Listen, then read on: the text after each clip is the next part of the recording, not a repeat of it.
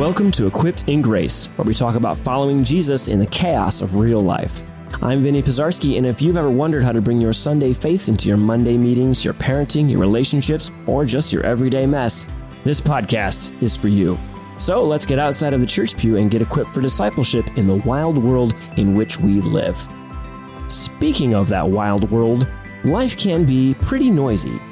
There is a constant barrage of things that we are listening to, being told to listen to, TV shows, music, news, ads, podcasts, and it can all get pretty overwhelming. So today on the show, we have Michael Richardson, who is the traditional worship director here at Grace Church in Perrysburg, Ohio, and he has a very interesting perspective on music and the profound power of silence. So Michael, I was reading through something you wrote in our church devotional, and you talk about music and the beauty of music, and you asked a question about what is the most powerful part of music. Your answer to that question was very surprising. So tell us, Michael, what is, in your opinion, the most powerful part of music, and why is that? Sure. Well, first, thanks for having me here today, and I'm looking forward to our conversation. It's exciting to talk about anything related to music, but that answer that I provided is surprising to me as well. I think about it quite often, and I keep coming back to the idea that I believe it's not that there's a right or wrong answer, but that there's a lot of truth behind it, and that is the most powerful thing you can put into music to captivate someone or draw attention to a moment is actually a moment of silence. And in the world of music, we refer to that as a rest. Yes. So, if you look at a piece of music, we've got, black notes on a white canvas, and they're dancing around, and suddenly we don't have any notes. And for a musician, that's an opportunity not just catch their breath, but that composer is actually intentionally trying to do something. And so I'm calling attention to what's actually happening in that moment. It's not just to let somebody catch their breath necessarily, but there's intentionality behind actually a lack of sound happening in that moment. Fascinating. Yeah, I'm thinking through that right now because somebody asked me, a couple of us were nerding out at work about what our favorite Star Wars music piece was. Sure. And for me, I think I picked all fight music, just the tense, almost constant barrage of noise. But I'm thinking about even some of those and where there is a quick rest between measures, between stanzas, where I'm guessing the idea, right, is that it gives impact to the next thing. Correct. It really does. I'll give an analogy. There's a music ensemble that we don't necessarily relate to church. You certainly could, but I think people maybe certainly have seen one of these groups, maybe live or understand. But if you look at a symphony orchestra, that is comprised of all kinds of musicians. You have, in different sections, a string section, woodwinds, brass, percussion, and perhaps even more. If I'm a composer and I'm writing music, I could have all of those people performing at one time. Ooh, yes. And that could be really exciting and really fun. It could also be really messy. Yes. It could be too much of a good thing. And so most pieces of music, when you're listening to it, you can perceive this. And certainly if you're watching a group like this live, you can tell at any given moment, many of those musicians have their instrument in their lap, or it's not on their face or a shoulder, wherever they would use to play it, right? They may not be mallets in their hands. And that's not because the composer was maybe lazy or just didn't feel like giving them something to do. There's intentionality in creating balance. And so rests in music are an interesting in that there's complexity to that concept. When I think about it, that it is certainly, you could have a moment where there is no sound at all, but can also be selectively, not every opportunity that could be creating sound is creating sound. Yeah. Or maybe something that is suddenly is not. And when you talk about, music composed by John Williams and Star Wars, great example of maybe we have this bolsterous music going and suddenly we switch to something and we switch from brass and percussion to all of a sudden this sweet string sound, and it immediately changes your mood, your temperament. It conveys all kinds of feelings. And so that was maybe not necessarily always silence, but individual parts of a larger group resting or not having anything to play in that moment. And again, that's done on purpose. Yes. And but to me, actually, sometimes the most dramatic musical elements of rest are literally where we suddenly have a complete stoppage of music. And it's astounding when I think through music I've performed, music I've written. without thinking about it, I've used the opportunity to take a rest to really say something. And isn't it funny that you can make a statement without actually, quote unquote, saying something? Yeah. Yeah. There's a really powerful one. I'm trying to remember the name of the song, and maybe it'll come to me as I describe the song, where it's talking about Jesus. It's commonly done on Easter. And it gets up to the crucifixion, and Jesus has died on the cross. And then there is an intentional rest. There's just this brief silence. And the next line is then up from the grave, or something like that. Sure. They go into the resurrection, and the band bursts back in. Yeah. And it builds into the chorus. And I've heard one church actually did that on a Good Friday service. Ended the song right there, at where Jesus dies, and where that's described in the song. They stopped. Right. And that was the end of service. And then Sunday, Easter morning, they picked it right back up from that spot, and the band built in. So if you didn't go to both services, you may have been confused. but that's fantastic. Yeah, but very impactful. Right. There's a hesitation to not do that, right? Most people look at a music performance as something good. This is great. Let's keep it churning. Let's keep it going. Yeah. But to purposely say, let's stop for a moment. And it's one thing to stop by accident, right? Maybe something we fell off the train and we're not doing what we're supposed to be doing. But to intentionally say, we're just going to just take a breath, just stop for a moment. When everyone's just churning along, whether you're singing, you're listening, and everyone's focused on this singular direction the music's taking you, and you suddenly remove that direction, as human beings, that just does something inside of us where it snaps your attention. And it's almost like if you're in a daze, maybe you're kind of like in la la land for a moment, and somebody snaps you out of it, right? Also, like, where am I? What's going on? That's what a rest kind of does in music.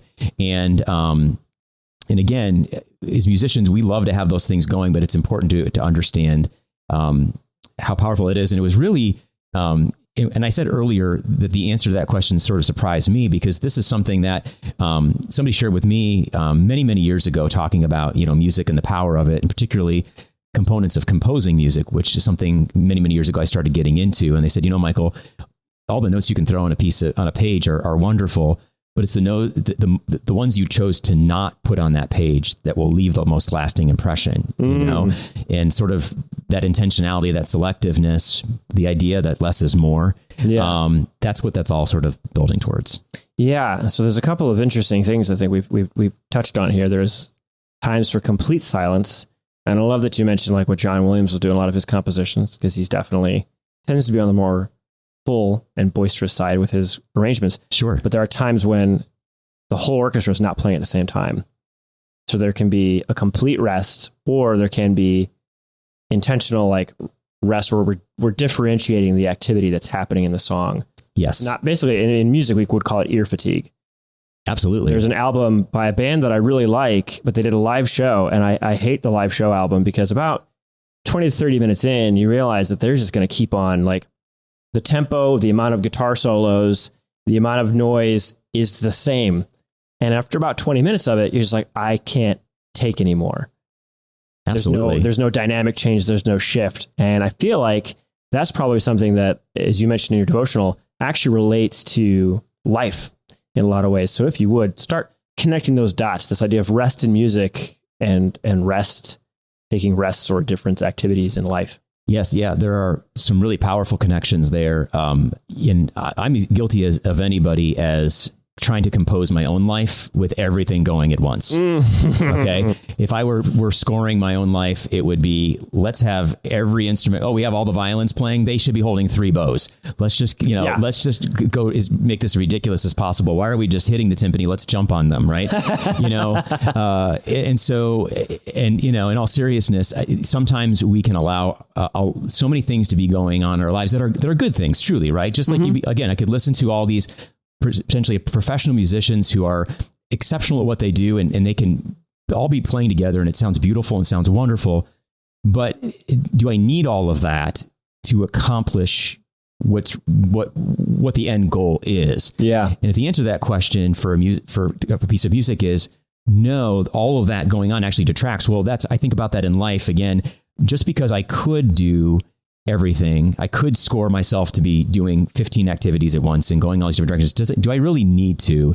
And at the end of the day, am I better off to take a step back and be a lot more intentional on what's playing and what's not? Yeah. And I think that's something, again, I know it's something as humans that we struggle with. And first of all, we shouldn't feel bad about struggling with that, because it's a natural part of how we're made. We're made to have a capacity to do things, right? Mm-hmm. We have our hands and feet that are meant to do. It's just finding a balance in when we do those things. What are they honoring? Yeah. Are they honoring busyness, or are they honoring intentionality? Yeah. And so, yes, there are times in life where we literally should rest. In other words, we need to pull back and just stop everything, right? Mm-hmm. Put down every instrument, turn off every microphone, or, I'm just going to sit quietly. I'm putting down my device. I'm setting aside the newspaper, and I'm just taking a moment for whatever that's about to be. And I'm devoting it to something else. But then also, like the orchestra analogy, it's not bad to have things going on in our lives, but perhaps we don't need to have, again, the whole orchestra playing. Exactly. We can say, you know what, I would be served better, and so would those around me, if I were to let, the brass section of my life, quote unquote, and the viola section of my life, quote unquote, right now, take a breather, and we just heard from these other elements. Yeah. Oh gosh, I really, really like that. I think the word intentionality sticks out to me a lot. I've spent the last, I don't know how many years, but long enough being primarily a musician, but my degree is actually in visual arts. And they taught us a similar thing. In the intentionality of things, you're choosing whatever you put in your imagery, in your pictures, your movie, whatever you're making, to be intentional about that. And they would always compel us to, if we put something in there, they'd ask us to explain why. That's a great question. Just arbitrarily put something in there or do something because it felt right. Like maybe when it's your project and you're not being graded on it, you can get away with that. But while the instructors were there, they would always ask, well, why did you put that there? Why did you choose that lighting? Or why did you choose that color for that character? And it was informative in understanding why you make the decisions that you make. And I think that connects to life of going, why do I have this activity in my life? Why when I have a down moment, why do I go right to my phone? I ask myself those questions all the time. And if I don't have a good answer, in art school, if you didn't have a good answer, they would just tell you to get rid of it. I can imagine. You just cut it because well, then why is it there? Doesn't need to be there. If it doesn't need to be there, it doesn't has a reason for being there, then why is it there? And just for us to examine in our own lives and our busyness, why is it there? I look at social media now more like junk food. There's a great analogy. Junk food for my life of just what purpose is this serving? Is it a good distraction right now? Okay, well, that's not the worst thing in the world, or am I just going to this because it's a reaction at this point and it makes me feel good for the moment, but it's like cavities for my soul later. Yeah, truly. So, gosh, with the music and taking that rest, and I think we mentioned it in the start of our conversation, that that rest gives more impact to what happens later. And there's probably two prongs we could go here, because you said in your devotional that you would encourage people to implement some silence and some rest into their life, because the impacts can be fulfilling and profound. Can you speak to that a little bit in your own life? Oh, absolutely. I think the hardest word for me to say is somebody just who enjoys doing, who enjoys creating, who enjoys helping is no. That is, I have the hardest time. Yeah, I hear that. Saying that. And I know so many people can relate on so many different levels.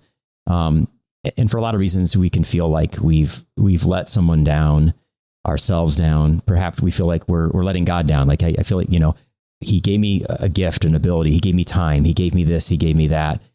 Clearly, I'm supposed to be doing something with it. Well, it could be that he wants us just to keep waiting a little bit and resting to see another opportunity where they can be applied. So true. Mm-hmm. And so sometimes there's unhealthy, unnecessary guilt from many levels that we put into our own minds about doing that. But I want to offer this idea is we sometimes think when we stop being busy in life or in music, when sound goes away, it's not just about an immediate impact, right? Oh, suddenly there's silence when there was all this noise. But when it comes to intentionality, think about an opportunity where, let's say you heard a praise band at church performing, and you've got vocalists on stage, you've got instrumentalists on stage, and everybody's cooking, praising Jesus, everything's great. But all of a sudden the instrumentalists stop and you're left with this a cappella moment, just the voices. So suddenly there's less volume, there's less people. I would be hard pressed for someone to tell me in that absence of as much going on that moment wasn't just as powerful. It's usually the most powerful. It's the one where you get the goosebumps, right? Yes. And you go, holy cow, I want more of that. That's beautiful. Yeah. Well, so where I'm going with that is I would encourage people to put aside, again, some of the things we associate with resting or not putting as much on our plates, and realize that when you quit having everybody in your ensemble playing, so to speak, in your life, and you intentionally leave just a few things, the harmony that could come out of that perhaps could be more powerful, more beautiful, more impactful, not just for you, but for those that you're longing to serve, than anything else you could have imagined. And so I think that fear of, but what if, or who, if not me, and things like that, or my identity comes from my busyness. Well, I encourage you to say, what if my identity could come from just putting more of who I am into a few things instead of everything? Yeah. And while it's easy to say, it's harder, I think, to live that. It's very difficult. And music gives me an analogy, so to speak, to remind myself sometimes of, Michael, if you wouldn't have written that for the choir or for a brass ensemble or a contemporary praise group, why are you orchestrating that into your own life? If that premise of everything's got to be going at once or it's not good, if that was always the best way, then why is it always typically the opposite approach that would be something you'd say, yeah, I'm excited to get this in front of people because I think it's going to be create an opportunity to present something that's really meaningful to others. There's a lot. There's a lot you touched on there that I think is very, very important. And I do think it comes down to intentionality of why are we doing what we're doing? You have an idea in mind when you're composing music, what you want the impact to be when people are hearing it, what you want the lyrics to say to people, and how to write the music to best serve that lyric and deliver it to people. Certainly. I think we could stand, all of us, to use that same intentionality in our life. And something my wife and I talk about often is looking at the aspects of our life and going, is this serving the end goal of raising a healthy family, of, having a home that is, has a certain level of mental sanity or mental safeness in it, and not just constant noise and constant chaos. And looking at our own lives and going, okay, well then if this piece is in our life and it's not adding to that, if it's not helping us achieve the end goal, or I think of like why my art instructors drilled us on, why is this in the picture? If you don't have a reason, then it's not serving the purpose that you want it. It doesn't have a purpose in being there and getting the viewer to see it the way you want them to see it. So take it out. Yes. So, I mean, that's right now, my wife, and I'm probably going to join her, is she's taking sugar out of her life. Social media often takes a break in our household. Yeah. Sugar, that's a interesting rest. So I wish you well. Yeah. It's not easy. I think it's like, for us, or at least for me, it's going to be avoiding unnecessary sugar. Sure. Like if I'm going to go for I'm tired and I'm going to eat some ice cream, I'm like, well, what else? Why am I eating ice cream? And what is it that I actually need to achieve in my body right now? Probably something nutritious would be better when I wake up tomorrow. Right. Bummer, but the long-term benefits are much better. A much better thing. Well, and also related to our faith, I think about the more I can simplify my life, the more I can sort of take the score of my life, so to speak, the musical score, and simplify it. What that reminds me is, at the end of the day, everything I need and should rely upon falls simply into that it's God.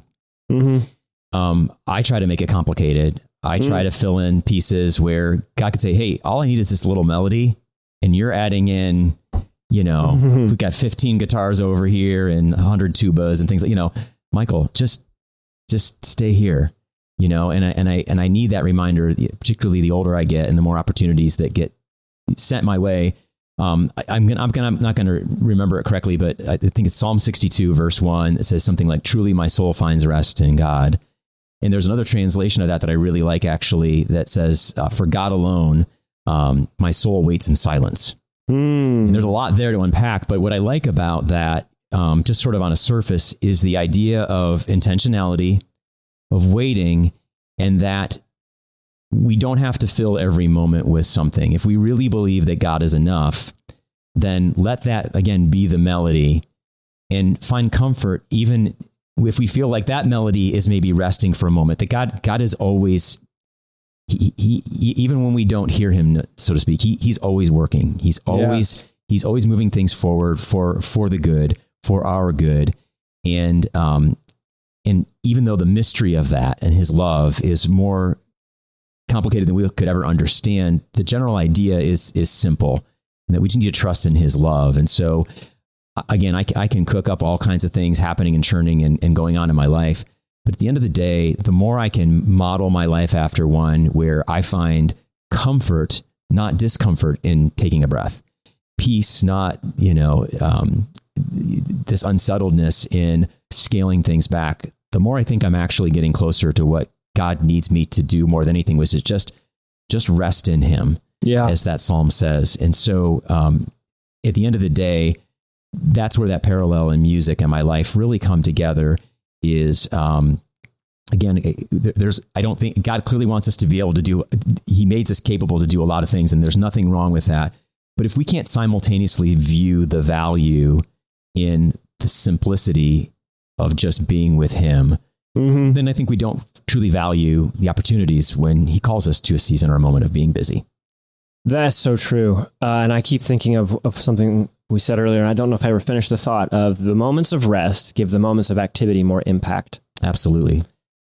There's been seasons of my life where, longstanding, not inactivity, but just waiting for that season to change, something to happen, something to shift.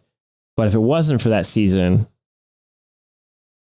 then the season that followed it would have lacked a certain level of punch.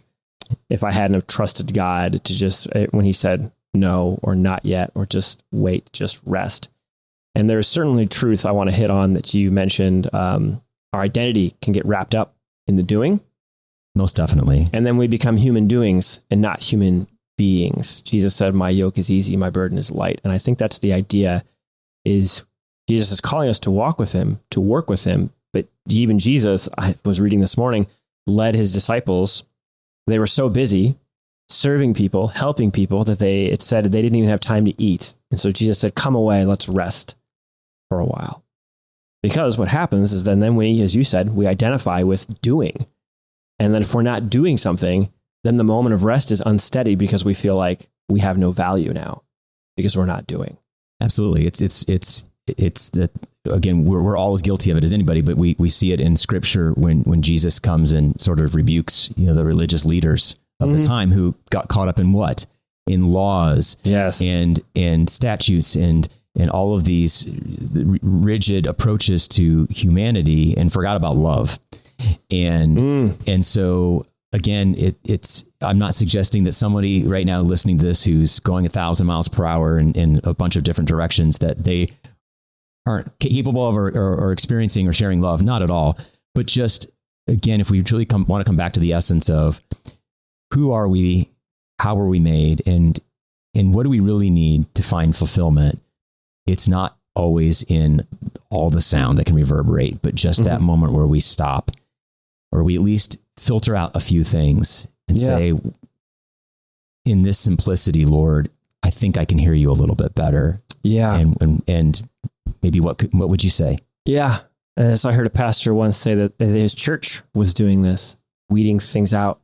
He said there are good things and there are God things. And he paused, their church kind of paused a little bit and prayed about, okay, God, well, these are all the things we could be doing, but what is it that you want us to be doing? Because those are the things that will end up bringing you closer to God. All the good things we could be doing, I have found personally that actually can drive you away from God, because it might be something that God wasn't asking you to do. Absolutely. And again, you make that the thing instead of what it's really all about. Thanks. Amen. As we wrap up, I feel compelled to ask the question, when was the last time you heard God speak in your life? Or for some of us, have you heard from God before? Do you know what his voice sounds like or what it feels like to be prompted by his Spirit?